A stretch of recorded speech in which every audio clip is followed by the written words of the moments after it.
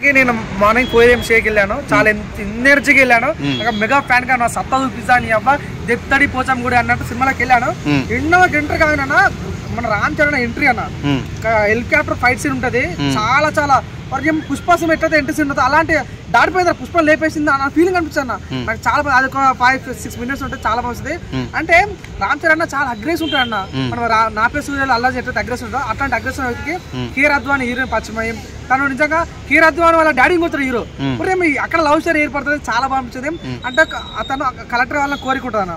కానీ 6 మార్కులు తక్కువ వచ్చి IPS ఆఫీసర్ అవుతారు. చాలా మంది భయపడుతున్నారు. అంటే అది దశాబ్దాలకు ఎన్ని గెటప్స్ ఉన్నాయి. ఒక రాజకీయ నాయకులు లాగా ఉన్నాడు, ఒక దగ్గర స్టూడెంట్ లాగా ఉన్నాడు, ఒక IPS ఉన్నాడు, కలెక్టర్ ఉన్నాడు అని అవేం లేవు. ఓన్లీ ఒక అప్పన్న క్యారెక్టర్ రాజకీయ నాయకుల స్టోరీ ఉంది, ఒకటే కలెక్టర్ స్టోరీ ఉంది. ఆ IPS ఆఫీసర్ అనేది స్టార్టింగ్ తను IAS కాకపోవడం వల్ల IPS అవుతాడు. అది ఒక 5 నిమిషాలు ఉంటే కట్ అయిపోతుంది సీన్. అది అప్పుడే క్లోజ్ అయిపోతుంది. అక్కడ మొదలైన అంటే ఫ్లాష్ బ్యాక్ స్టార్ట్ అవుతుంది అన్న. అంటే నిజంగా చెప్తున్నా అప్పన్న క్యారెక్టర్ అన్న versatile acting, out standing acting అని చెప్పొచ్చు. రామ్ చరణ్ సినిమాకి ప్రాణం పెట్టాడు భయ్య. చాలా బాగుంటుంది. అంటే కొంత మంచి వాళ్ళు వాళ్ళ ఊర్లో దౌర్జన్యం చేస్తారు. అంటే కొండలు లేపిస్తారు. వీళ్ళు ధర చేసి అంటే అధికారం వదిలించి అధికారం వేరే దగ్గర ఉండడు, మన దగ్గర అధికారం ఉంటే బాగుంటుంది వీళ్ళు పాట పెడతారు. ఆ టైంలో సముద్ర ఖాన్ కానీ, శ్రీకాంత్ కానీ, మన రాజీవ్ కనకాలు కానీ చాలా బాగుంటారు. సో ఏంటంటే రామ్ చరణ్ మన అప్పర్లను లేపు దిగుతారన్న. అది నాకు చాలా బాగా అనిపిస్తుంది. అక్కడ ఇంటర్వెల్ సీన్ తర్వాత అంజలి మ్యామ్ తోటి తనకు సీన్ ఉంటది. ఏడిపిస్తుంది ఫ్లాష్ బ్యాక్. సో ఒక్క సీన్ చెప్తారు. సినిమాకి మెయిన్ ప్లస్ అంటే ఎస్జే సూర్య అన్న. ఎస్జే సూర్య యొక్క గెటప్స్, తను విలనా హీరోనా కమెడీ అని అర్థం కాలేదు. కామెడీ చేస్తాడు, విలనిజం కనిపిస్తాడు. కామెడీ చేస్తాడు, విలనిజం. ఒక డైలాగ్ ఉంటుంది, ఏం చేస్తాడు రా వాడు, ఏం చేస్తాడు డైలాగ్ అయితే మోహో మూత కోత చాలా. ఇంకోటి ఏంటంటే అన్న 20 నిమిషాలు పాడొస్తాను. రామత్ సాంగ్ కానీ, ధూప్ సాంగ్ కానీ, జరగండి సాంగ్ అన్న నా లైఫ్ లో ద బెస్ట్ సాంగ్ అని చెప్పొచ్చు. అంత కొరియోగ్రఫీ సాంగ్. ధూప్ సాంగ్ అబ్బో జానీ మాస్టర్ ఆయనకు నేషనల్ కొట్టేశారు. కానీ ఈ సినిమా తర్వాత మళ్ళీ ఇంకో నేషనల్ యాడ్ చేస్తారు. నాకు బాగా నేను చెప్తానా ఈ ధూప్ సాంగ్ కానీ నానా మన జరగండి సాంగ్ అంత ఓకే. నానా ఐరన్ సాంగ్ ఎందుకు లేపేశారు భయ్యా? ఏమైంది? అంత మంచి సాంగ్, అంత పెద్ద సింగర్ వాడిన సాంగ్ అది పెట్టుంటే సినిమా చాలా ప్లస్ అయింది అన్న. నేను చెప్తాను నాకు డిసప్పాయింట్ లో గేమ్ చేంజర్ ఏదంటే నానా ఐరన్ సాంగ్ లేపేయడం. ఇంకోటి ఏంటంటే అన్న లాస్ట్ క్లైమాక్స్ ఉంటుంది భయ్యా. అంటే ఈయన సీఎం కావాలనుకుంటాడు.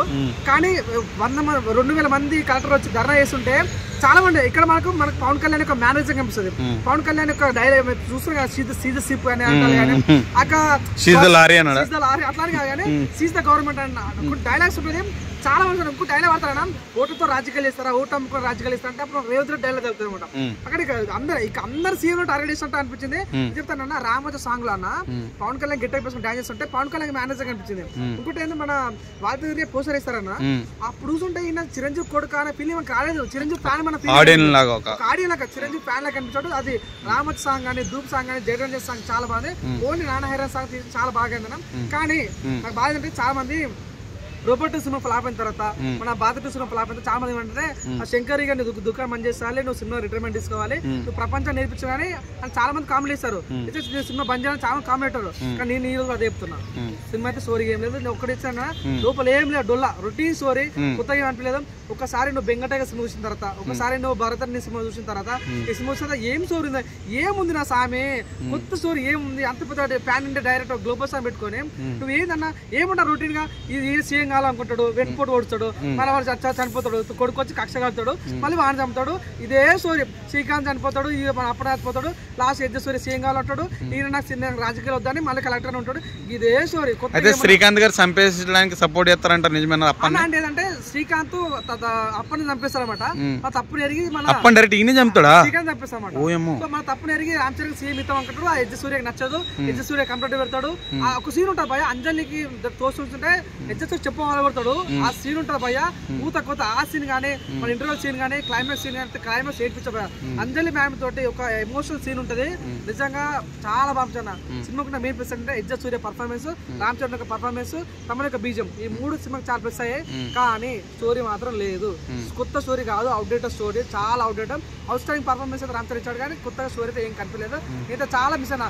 ఆ రామచ్చ సాంగ్ మచ్చా రా బాగుంటున్నా. ఇంకోటి తన వైట్ అండ్ వైట్ షర్ట్ వేసుకొని రాజకీయం చేస్తుంటే నిజంగా ఒక షాట్ చాలా పవన్ కళ్యాణ్ కనిపించాడు. ఎటకెళ్ళకి అయితే సినిమాలో స్టోరీ లేదు, కానీ రామ్ చరణ్ పర్ఫార్మెన్స్ చాలా బాగుంది. అంజలి గారిని పెట్టి ఉపయోగం ఉందన్నా? అంజలి గారిని పెట్టి అంజలి మెయిన్ పిల్లలు చెప్పొచ్చాను. అంజలి యొక్క ఈ రోల్ వల్ల స్టోరీ మొత్తం కీరాత్వం అయితే చాలా చిన్న రోల్ అన్న, పెద్ద గేమ్ అనిపించదు. Ram Charan getups main collector getup, Appanna getup చాలా బాగుంటుంది. ఆ ధృవ సింహలో ఏదో పోలీస్ గెటప్ ఉంది, ఆ గెటప్ సేమ్ కంటిన్యూ అయిన ఫీలింగ్ వచ్చింది. అంటే అది మిక్స్లు అన్న, ఇక్కడ కొన్ని సీన్లు అక్కడ కొన్ని సీన్లు, ధృవ సీన్లు, మన పవన్ కళ్యాణ్ కొన్ని సీన్లు మొత్తం మిక్స్ చేసిన ఫీలింగ్ వచ్చింది. కానీ కొత్తగా రొటీన్ స్టోరీ అన్న ఫీలింగ్ కలిగింది నాకైతే. దగ్గరైతే స్టోరీ పరంగా నాన్న హైరాణ సాంగ్ అయిపోవడం వల్ల సినిమాకి చాలా మైనస్. సునీల్ వల్ల ఏమైనా ఉపయోగం ఉందా? సినిమా వల్ల సునీల్ అంటే కామెడీ సీన్ ఉంటుంది నాకు స్టార్టింగ్ లో కొన్ని నడుచుకోవడం. సినిమాలో ఒక ట్విస్ట్ ఉంటుంది భయ్య, రామ్ చరణ్ కి నత్తి ఉంటుంది అనమాట అప్పని క్యారెక్టర్. దాని వల్ల సినిమాతో స్టోరీ మారుతుంది. ఎటకెళ్ళకైతే సినిమా చాలా చాలా అంటే అన్‌ప్రెడిక్టబుల్ లాగా సినిమా చాలా బాగుంది. కానీ స్టోరీ లేదు, స్టోరీ లేనే లేదు. అది నేను అనుకున్నా పుష్పం ఢీ కొడుతుంది, నిజంగా దంగం ఢీ కొడుతుంది అని అనుకో. ఎవడు కుమార్ ఉంటాడు, వాడు మార్కెట్ కూర్చొని 50,000 కోట్లు కొడుతుంది అన్న, కానీ అంత లేదు సార్. ఇక్కడ 1000 కోట్లు అయితే ఈజీ కొట్టే ఛాన్స్ ఉంది. 2,000 కోట్లకి అయితే క్రాస్ అవ్వడం చాలా చాలా కష్టం అని. సినిమా హిట్టా ఫ్లాపా యావరేజ్? ఫ్లాప్ అయితే కాదు.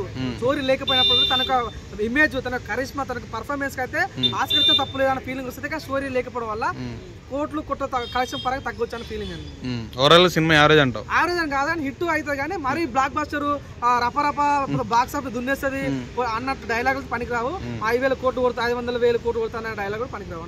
సినిమా ఓవరాల్ గా బాగుంది. ఓవరాల్ సినిమా అయితే చాలా బాగుంది, రొటీన్ స్టోరీ, చూడొచ్చు అన్న ఫీలింగ్ కలుగుతాం. దిల్ రాజు గారికి డబ్బులు వస్తాయి మరి? దిల్ రాజు అయితే తను పెట్టిన డబ్బులు తనకైతే వచ్చే ఛాన్స్ క్లియర్ అనిపిస్తుంది.